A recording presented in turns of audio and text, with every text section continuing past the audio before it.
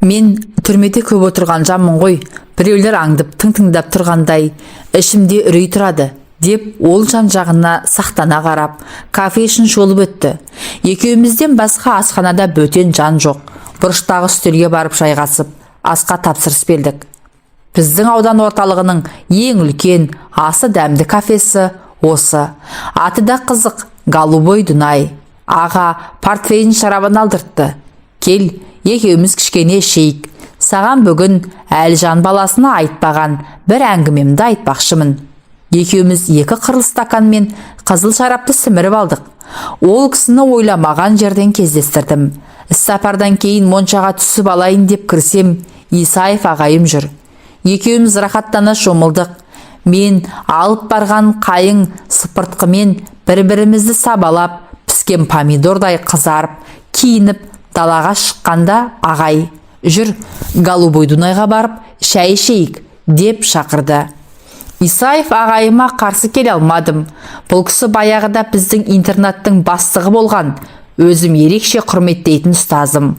Ол кезде үстінде китель, бұтында галифе, аяғында хром етік, бойы тіп-тік, жүрісі шапшаң, аттай жылдам жігіт ағасы еді. Қазір міне, алдымда беті шалбарланған, әжім-әжім, толқынды бұйра шашы әбден сиреп, төбе тұсы тықырланып, жидіген, тауықтың жүніндей бозғылттанып еңкіш тартқан арық шал отыр. Даусы баяғыдай пәрменді, ашық емес, бәсең.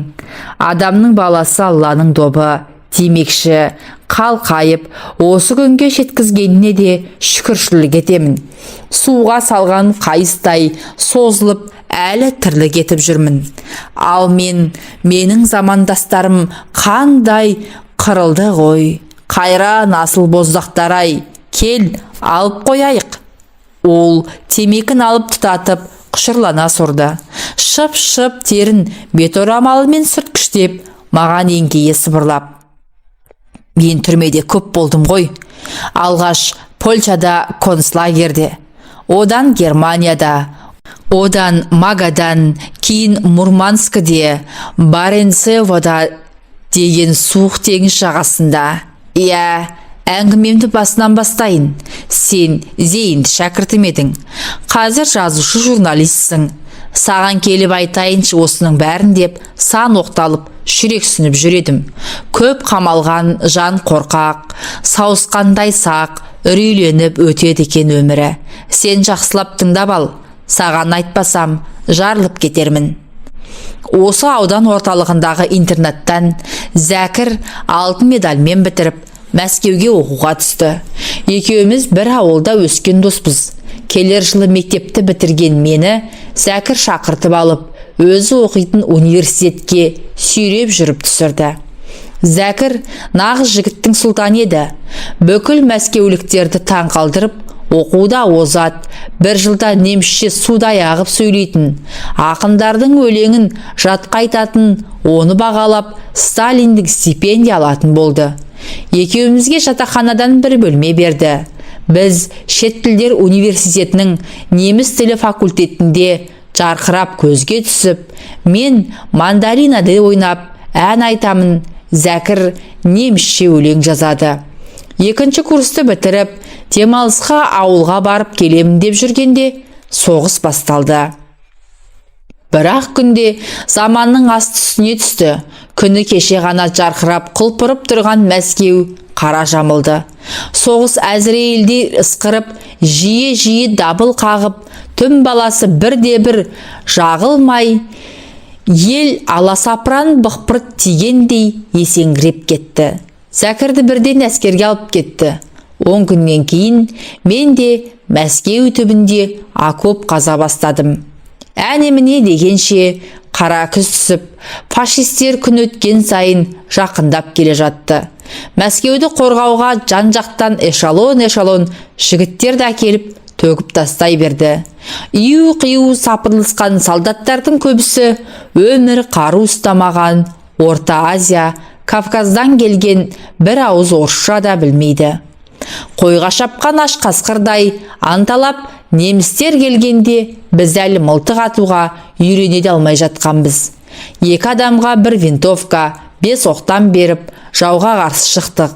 Жанындағы серігің өлсе, винтовкасын аласың. Әйтпесе, жалаң оралап шығасың.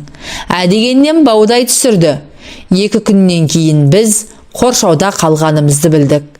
Біздің командир Владцев бәрімізге дұшпанға беріліңдер деген бұйрық берді.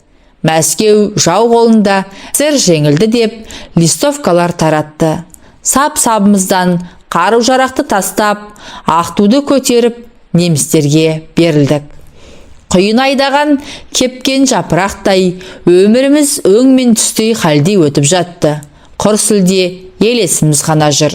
Алдымен Польшадағы концлагерге қамады. Ауру, сырқау, коммунист командирлерді атып тастай берді. Газ пешіне өртеді. Лек-легімен тұтқандар ажал апанына кетіп жатты. Қыстың қақаған үскірігінде қатып қалғандар қаншама. Маған қашан кезек келеді екен деп күннен күнге әл дәрменім бітіп, бір жола өлуге бел байлаған тұста күтпеген жерден Зәкір кездесе кеткені. Үстінде жаңа киім, қасында бір топ неміс офицерлері казармаларды аралап жүр. Зәкір, дедім, өлетін жауыңғыр шашатқан жерімнен әрең көтеріліп. Зәкір, бұл мен ғой Дәуіт Исаев, дедім. Әй Зәкіржан, өрт жігіт еді ғой. Жалт қарады да, қасындағыларға менің де немісше оқығанымды, білетінімді айта бастады. Дереу апарып моншаға түсіріп, концлагерді немістерге аудармашы етіп қойды. Зәкір бастаған аудармашылар бөлек жатамыз. Тамағымыз да жақсарып сала берді. Еті тірі, көз ашық, оқыған тұтқындарды іріктеп Германияға айдады. Ол жақтағы түрмедегі үсті басы жарадан көрінбей, бір бұрышта бұралып, сасып тұра алмай жатқан Мырзалыны көріп қалдым. Зәкір Мырзалы үшеуміз бір ауылданбыз, бірге өскенбіз. Түрмедегілерге тамақ таситынмын. Анау мені тани салып жылап жіберді. Зәкірге айтып, оны емдетіп, жөнде бас беріп, тамақ тасушылар қатарына қостық. Аз уақытта ол есін жиып, шырай кіріп, қалпына келіп қалды. Сендерді бір жерге жіберткізейін деп жүрмін. Мені басқа жаққа ауыстырмақшы, деді Зәкір. Мырзалыны немістердің шошқа фирмасына жұмыс қалдырды, ал мені бір фабрикант байдың жалшылығына жіберді. Фабрикант сығырайған ұзын бойлы, қырым еті жоқ, көзілдірікті, 30-дан асқан жігіт мені адам деп көз келмейді. Кәужереген неміс шалынан сыпыртқы, күрек, күркедей бөлмесін өткізіп алдым. Байдың 2 жылқысы мен бір овчарка, бір алабай төбетін күту, бау-бақшасына қарау менің мойнымда. Төңіректе қылау тұрғызбай, есік алтын сыпыру, ағаштар мен гүлдерді суару, аттарды бір мезгіл далаға шығарып сейілдету, иттерге уақытылы тамақ беру тыным жоқ. Мен барғаннан кейін 2 айдан соң фабрикант әскерге шақырылып, бар жұмысын үлбіреген жас келіншегі қолға алды. Ол фабрикаға 2 ат жекпен пәуескемен барғанды ұнататын. Үй мен фабриканың арасы 3-ақ шақырымдай. Күйеуі машинамен не мотоциклмен жүретін. Әйелі пәуескені ұнатты. Пәуескенің үстіне әдемлеп күйме жасаттырдым. Көбіне көп көмекші қызбен жүреді. Көшірі мен. Күйеуі соғысқа барысымен оққа ұшыпты. Фрау Мария 1 айдай қара жамылып жүрді. Берлинде әскери мектепте оқитын 7 жасар ұлы каникулға келіп, 1 айдай болып кетті. Ол да ұзын, суық өңді. Әкесін мен өлтіргендей маған өшпенділікпен қарайды. Жұмысымнан кінәрат тауып, шешесіне жамандап, мені күндіз-түні жұмсап кегін алады. Фрау Мария немісше емін-еркін әңгімелесеміз. Арада жыл жарымдай уақыт өткенде, жаздың тамылжыған ашық бір әдемі кешінде үйге форма киген 4 әйел келіп, Марияға күйеуінің орденін тапсырды. Бәр далада беседкада отырып шарап ішті. Кешқұрым фрау мені шақырып монша жаққызды. Өз түсіп болған соң күйеуінің жаңа киімдерін беріп, Дик, енді сен де түсіп ал, деп ерекше ықылас білдірді. Мені Дик деп атап кеткен. Өзінің моншасына бөтен жан адамды өмірі жақындатпайтын. Несін жасырайын, моншадан кейін беседкада отырып, екеуміз шарап іштік. Артынан ол бір кішкентай құмыра алып шығып, бұл емдік шөп, сал таза спирт, содан сен іш, Дик, деп жарты стакан жұтқызып жіберді. Мені дереу дедектете жетектеп үйге кіргізіп, шешіндіре салып, төсегіне гүмп құлады. Моншадан бұрқырап шығып, ішімде шарап бар, дәрі қосылған спирті бар. Құлан көңілім шаттанып, гүл-гүл жайнап, қанаттанып шыға келдім. Жаңа жауған ақша қар үстінде, бұлан қаққан тундраның ақ түлкісіндей, келіншектің ағараңдаған сұлбасына құмартып, шешініп, қалай құшағымыз айқасқаны, іңкәр сезімдер атқақтап, асауша бұлқынғанымыз бәрі болдыр-болдыр жан шымырлатар тәттелес. Күздегі күйі келген кер маралдай керілген келіншек пен екеуміздің құшақтарымыз ажырамаған күйі, қылықты да қызықты түннің тез сырғып, әппақ таңның атқанын да байқамай қалыппыз. Ол кезде мен үйленбегем. Әйел тәнін тұңғыш рет тұшынып, хор қызындай әппақ болып жатқан фрауға сұқтана қараймын кеп. Ақ қоянның жүніндей денесін ұлпалап, жұмсақтығына ығына қараймын.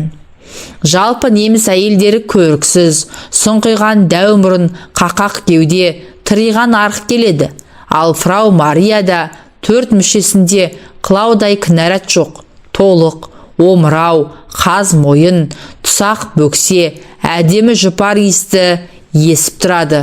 Құшырлана түседі. Қай жерін сүйсем де, сипаласам да, жесір келіншек наздана еркелей ыңырсиды. Кірпігі ашылмаған күйі, ол да бас салып, өліп өшіп, ернімен қытықтап, сүйсіне сүйе бастайды. Қалың батпақтың ішінде сафалтын жарқырап жатады. Тікеннің де әдемі гүлі болады. Махаббат деген әсем сезім мен аңсар көңілдің қосылуы. Арада еркек пен ақтық